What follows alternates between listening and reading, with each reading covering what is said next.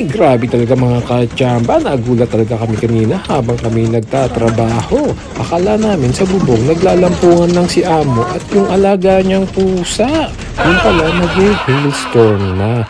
Konting kaalaman mga kachamba. Paano nga pala nabubuo ang hailstorm? Ang mga yellow or hailstones ay nabubuo kapag ang mga patak ng ulan ay dinadala pa itaas ng thunderstorms updrafts sa napakalamig na lugar ng atmosphere and breeze.